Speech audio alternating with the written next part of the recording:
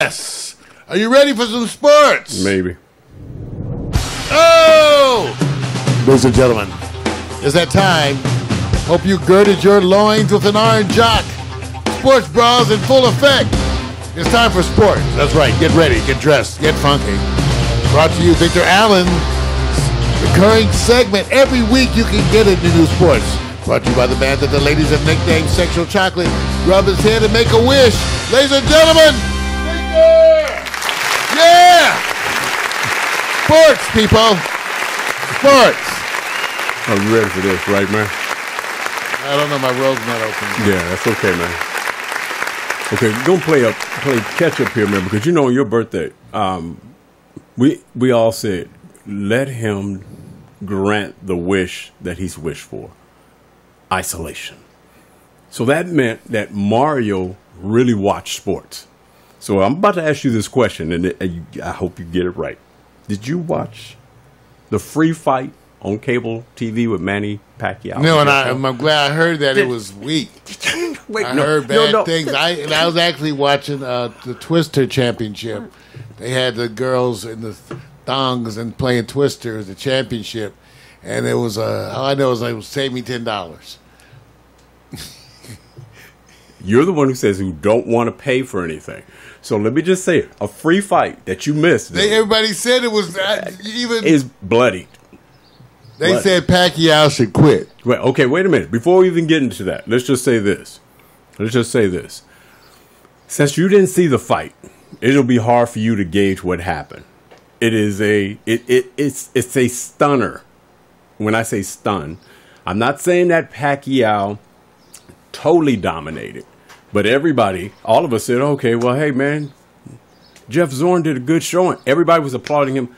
The announcers were applauding him at the fifth and sixth round, saying, look, whatever happens here, this man made a good showing, more than we expected, because everybody's thinking first round, second round knockout. And all of a sudden, the referee goes in around the ninth round and says, it goes in the corner and says, you got to show me something. I'm going to stop this fight. So far as everybody's concerned, oh, well, you know, Pacquiao wins. He was looking for some sign of him neurologically. No, not that. Because he was getting heat. He was getting hit. Combination of exhaustion, hot air, outdoors, Australia. The whole thing, you could see he was just tired and he was getting hit. So he wobbled a little bit, round in, goes back to the chair. Ref says, now you got to show me something, man. Because I'm here for your safety, because that last round didn't look like he was going to recover. He comes back, he recovers, he does even better than expected. The point that everybody's getting at is saying, man, what a good showing. This guy made his $500,000. Pacquiao got his guaranteed 10. Then when the scores came, they all were overwhelmingly Jeff Zorn.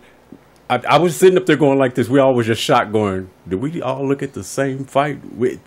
There's a punch counter. I'm looking at your numbers. You said 117 to 111, 115 to 113, and 115 to 113. All-American judges. 3 judges. 3 judges. Wait a minute. When you go see the fight, you're going to see it. Just see it for yourself. You're going to go, okay. Now, let me just stop. Let me just stop there, because I'm going to say this. It's boxing. 29 versus 38. Manny looks like 38, man. He doesn't look like the 29. So, aggression. You know that good living. Hey, I'm just saying, even if you could defend him for this fight, you could not see him getting in a ring with some of the top 3 or 4 boxers, period. So the issue becomes, even if he wins this fight, do you want to see him against, say, Floyd again? Why? You would go, no, after seeing this fight. Do you want to see him against the number 2 or 3 rank? I would say probably not. So Pacquiao, in his graciousness, said, hey, look, this is boxing. When you get 38, Mario, 39, you have a humbleness about you. Should he get out of boxing since he's so humbled? And there's a point at which it becomes a safety risk, a health risk. He doesn't need it. He's got so many other things going on in his life. He just doesn't need it, And, I don't know why you would put yourself. Well, I know why, for the money and the fame. But, after a while, if you have enough Right. to be comfortable, it's time to consider some other alternatives. Well, and look, not that everybody wasn't migrating away from boxing to UFC, MMA, but there's a pitch count that I have here. When I say pitching the punches. So if you want to go on our website here at New Sports, you'll see the numbers. Because, Mario, you are a true believer in analytics, right? The numbers don't lie. Do you believe numbers lie? I think it gives you an added perspective. Certainly, you need to decide how relevant it is yourself. Right. That's what I always say. You can look at it. It certainly gives you information. Then you can debate the significance of that information. I'm going to pretend like Mario and I are boxing. He's chasing my ass, and I'm running. But while I'm running, Mario, I'm hitting you. So I hit you more running than you hit me chasing. Should I get points from running and hitting you, or are you chasing me and trying to hit me? Where do you think the points should land at? Aggression? Or, well, I'm just slick at running and hitting you and running? Well, see, that's one of those examples that totally depends on your opponent, right? Right. There are those opponents we saw Muhammad Ali beat. Right. Because he actually ran so much Right. that they just got tired, and then he finally just closed in and started wailing on him. That's what I said. So that is a tactic you use against someone who's not in shape. Right. You string it out longer. Absolutely. Because you make them more tired. So it depends. Right. For some people, the worst thing you could do is try to mix it up with them immediately, and you're not advised to do that. That's when you lose. So, and obviously, this one worked. It's the strategy, but see, now obviously worked. Well, and this didn't happen in the ring with Manny, but it was the part where they're saying when a guy is aggressive, but he's not as fast, and he's hitting, and he's not hitting as much, but he's swinging a lot. You give him points for swinging a lot and missing. Whereas Pacquiao is going, I'm very strategic. I'm hitting, I'm getting the points. And then when they go look at the pitch of the punch counter, they go, he dominated all categories. So how did this guy win? And that's what the question is. And I said, well, there's four things that's going on here. My options, because there may be more for you, Mario. I said, well, there's a priority here. I'm gonna give you 4 choices. You tell me which one means the most.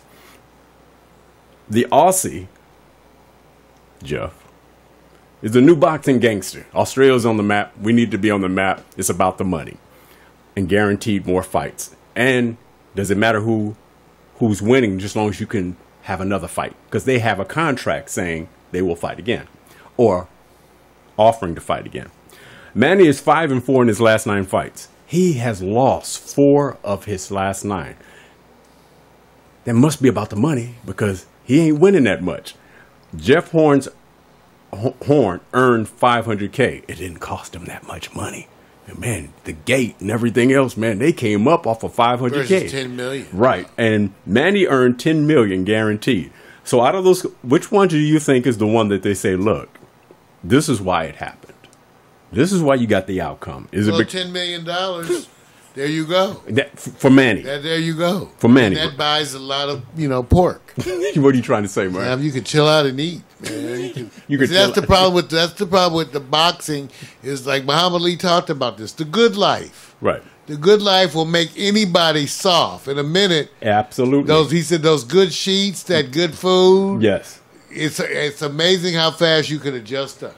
Absolutely. And all I'm saying is this just reinforces that it's all about the money. And to get that kind of fight and pay somebody a half and $500K, it was a win. Mario, I got to go over to the subject that you like the best, though, man. I just had to cover it because it's more important because you follow the NBA probably more than anybody on Northland Drive. Would you agree? Yeah. Yes. I certainly do. I fly game to game to look at the honeys. Right. And Northland Drive, where we reside, is about 2 blocks It's all long. about the cheerleaders for me, Vic. Right. It's all about the cheerleaders. That's it. Yes. All right, man. Look, free agency, everybody knows what's up. The West gets stronger, adds more superstars. The last thing that the East needed is a migration. So you already got Jimmy Butler going to Minnesota Timberwolves, of course, from Chicago. Oklahoma Thunder. Paul George is his new team away from Indiana, and Paul Millsap goes to Denver Nuggets from Atlanta Hawks. Here's my question. Is there any reason to watch the East, period? Should we just have the championship in the West and just leave the East alone? You know, it seems it's so hard. That means that the West playoffs are going to be, we expect them to be better. I mean, Minnesota, this makes me want to watch them. Already they were good to watch. This makes it. Oklahoma Thunder, the same thing. This makes me want to watch them more. Right.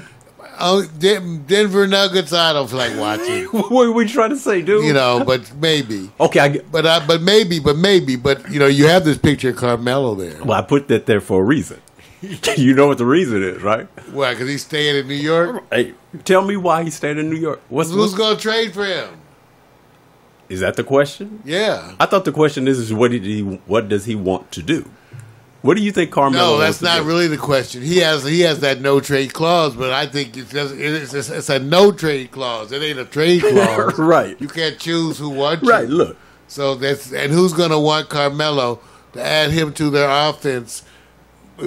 Well, if you could, it all depends. You don't want to give it up. Just taking on his salary is enough of a drain, right? So I don't know what you're going to give up for him and take on that salary. And let me say this.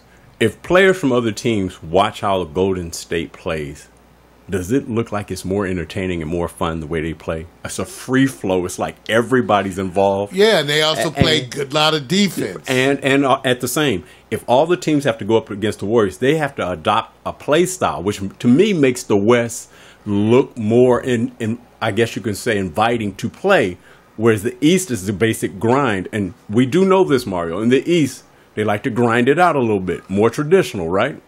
Well, to me, those kind of things are only a matter of what coaches are hired at what point in time. Right. And because of that, they can change in an instance. They don't have to. Right. And on the other hand, they can also attempt to still win with those kind of things. I don't think it was a matter of the playing style that actually was the determinant. To me, it was a matter of the personnel. So if they get better, stronger teams, I think you have to play your game and beat Golden State while playing your game. You just have to be able to bring it. Oh, yeah. No, I agree. And I believe the hardest thing to me for the NBA players is getting everybody on the same page. Exactly. It's very hard to get people who have agents and representation sitting there going like this. This is the contract. You want to get paid? You need to do this. Versus somebody saying, do you believe most of the players in the NBA going like this? I just want to win, but I really don't want to get paid. What do you think is happening here? The free agency market that just happened now has been the most robust that we've had in a while, and the players are getting paid. I think that is both because the money is the issue, always the number one to me. But I think in recent years you've had enough teams that were inspired by the player themselves exercising their influence to get other people to come. That's kind of like, that's a new documented kind of a lot more control. Yeah, well, the players say, I'm going to go talk to him and see if he wants to come play with us. And the management says, oh, you know him? You say, yeah, we barbecue every summer. Right. So the management says, well, go, can you get him to talk? Right. So it becomes a wonderful thing that people go and talk to other folks, like they're doing right now in Boston. Right. To try to get Hayward to come over. Yeah. They're doing all that. I noticed you didn't put Chris Paul up here. No, why? Because you haven't scrolled down for enough, and we are not there yet. Okay. See, I know what you were waiting for. See, I'm trying to. But the reason why I didn't put him up there because he's in the West and he stayed in the West. You know, but I'm with you. The East was not strong. The teams that I expect. Okay, well, let's just wait. Right. Let's see what happens with, for example, the Miami Heat. Oh, I think they're on the come up. Yeah, I do too, but I don't know if they're again. See, is there enough there to even compete? Well, so we don't know. Potentially, right, Vic? Well, Cleveland has not done anything at all. They've stood packed while the other teams are reinforcing now. Well, remember, I said that Cleveland should do that because it needs to be surgical. Right. Toronto's made changes. Yeah, but they signed Serge and Lowry. They already got them re-signed. See, they say they already got him back. See, Lowry no, don't say that, man. Toronto has you. You know what? Toronto loves you, man. Be careful. Like I said, okay. I mean, Toronto loves you. The stage becomes set. Big's point is well taken. The East is not really getting stronger. Well, no. The East is getting stronger, but not like the West is getting stronger. No, dude. At least on paper, in terms of personnel. Man, look, what's happening with Chicago? See, all the teams that you just looked at the first example. Jimmy Butler. I know, but then who do they get? Oh, Taj Gibson, I think he re-signed with another team. He's out.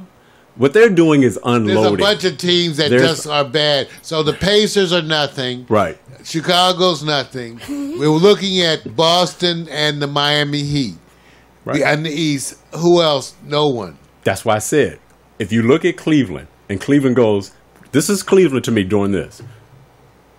Just stay right where we are. He says, why? There's a migration happening.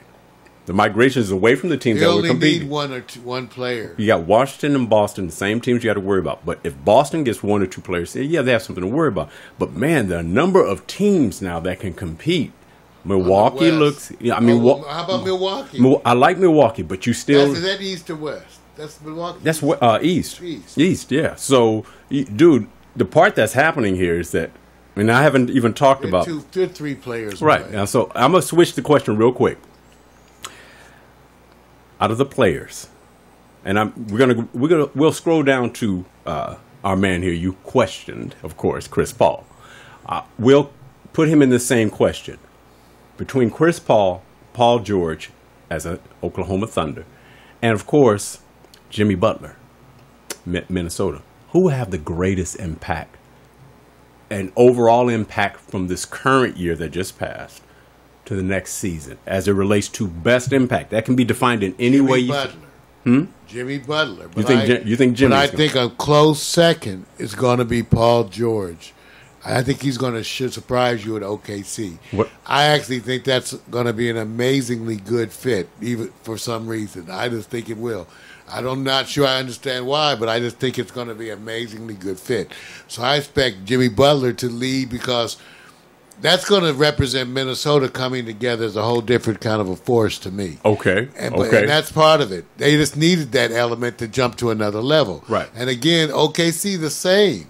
And Paul George is going to bring a nice steadying influence both sides, both defensively and offensively. So, no, I think it's going to be close between those two. The least effect. Oh, no.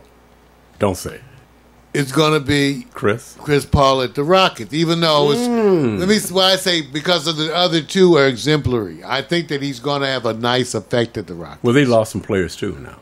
The bench players. They lost some bench players. I hope they didn't lose my man. On Lou Williams is gone. You know where Lou is? Huh? No, where's Lou? Clippers. Okay, that's good. See, you got 2 6 men. Who else did they lose? The guy from Wisconsin. I cannot remember. I like that forward. And the forward guy, the brother, the young guy. No, he's still there. He's physical. He's physical. He's still there. Okay, so no, I think that no, and let me not discount this. He's going to help that team. Oh, I think he's going to help them a lot. But he's not going to help them the way Butler's going to help the Timberwolves or the way that you're going to see. I think his with Paul George. I think the attraction for Houston is that they got a ball distributor, and he's going to. It's like James Harden. They said, he got exhausted. They wore him down. They had nobody to replace him to augment that point guard and having him on the same floor. They talked about this with Kevin Durant when he came to Golden State. They said, well, how are they going to distribute the ball? They said, you're talking about professionals who play together. They know how to figure this out.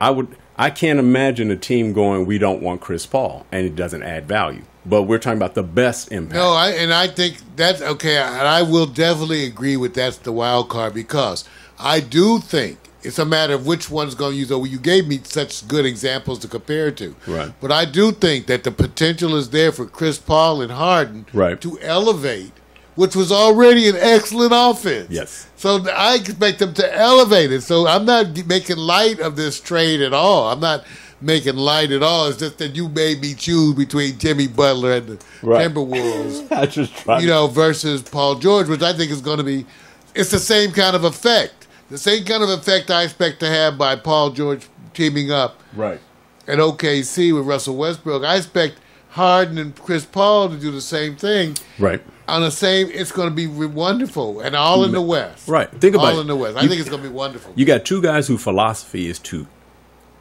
have assist and assist their teammates. They both were in the top 3 or 4 in the league in assist. So the philosophy they have, I will be rushing to Houston going, I'm going to get the ball. So I see them having a greater impact even with less players All they have to have is that attitude of role play. Do your role, do your job, and you're cool. So, for me, Houston looked very good to me. I said that last year. Yeah. They look good to me. Even though Harden's going to have to live down what happened. Yes. Okay. All right, man. I got to take you to this part where, I did this last week. I said the best rappers, we gave you like the top several, rappers. Now it's the best of the worst. And Mario, the key is you got to figure out who's the worst of this list. And you can rank them any way you want to. But there's somebody here, based on this one source and publication, is the worst of the NBA rappers. So we're just going to go down the list real quick. Just give him the spot check. Let me roll it up. As you see the first name, Tony Parker. Spurs. And he raps? See, that's what I said. I've never heard some of these people rap. Wait, go. Steve Francis used to be with the Houston Rockets. He's retired now. I'm just letting you know. You just think about it now. Oh, Delonte West. Used to be with Boston Celtics, played a little bit over the Cavs. Retired as well. Hell no. Wait a minute, Kobe Bryant. Hell no. What you said hell no for? Hell no. Have you heard I don't want to hear it. Have you heard it? I don't want to. Oh, why? But I would listen if it was available. Wait a minute. All right. Oh, boy. Allen Iverson. Okay, I listen to Allen. Okay, you're going to listen to Allen. Give us the old pick before he gained weight.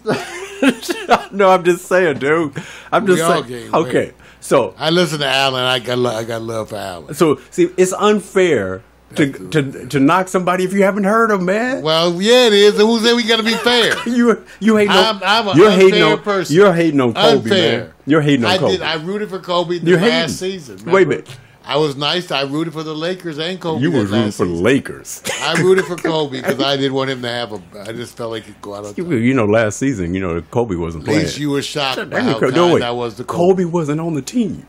I mean, his last season. Okay. All right, Mario. We're going to go ranking from 5th to 1st. When you go 5th, that means it's the best of the group. When you're first, you're guessing, bro. You're guessing. And I'll let you know how I got a feeling that Steve Francis is good. I got a feeling that Delonte West is good. Okay. So I think Steve Francis is number 1. Delonte West is number 2. Okay. Number 3 is Allen Iverson. Okay. And number 4 is whoever Tony Parker's no. I'll give Kobe over Parker. Then Kobe and the last. No, did I already say yeah? I said Kobe over. So it's Tony is last. Tony's last. Okay, let's see here. Okay. How did I go? I'm about to do that because you would change up those numbers on me. All right. This is funny. I can't help it. All right, in the order. The best Steve Francis. He's number 1. He's the best. I was right. Best of the group. I was hit on number 1. Yeah. Psych. Oh. Okay. Here we go. I know. Here we go. All right. The best of the group, Allen Iverson. Okay. He's number 1 of this group. All right. Number 2. Better applause, man. Kobe Bryant. You better say something. You better say something. I don't know this publication. I don't know this publication. You got to say something. Don't know sound effects. I knew it. All right. Where's my other side? I can get my other That's cool. Number 3, Delonte West. Okay. Number 4, Steve Francis. And you did get one right. Tony Parker. He is the worst of the group. I respect that. And on the list that I was referencing for the best rappers, I broke it off into 2 groups. He's the worst of the group. So I'm just letting you know that's just an opinion now, Mario. It will make you go and look for these rappers and their videos, man, because I think you'll have a different perspective. I think you will appreciate, that they have other talents, right? And that is my new sports. I'm done, man. Crazy, everybody. Okay. Victor Allen's new sports. That's right. That was Victor Allen's new sports. His unique fan base view of sports. You can catch it every week as a recurring segment of the Morning Coffee with Mario show. That's right. It's syndicated worldwide. Tune in and make a wish. Rub his head. Don't forget to bring your jock straps and your sports bras. Be there and be there for the new sports. Yeah.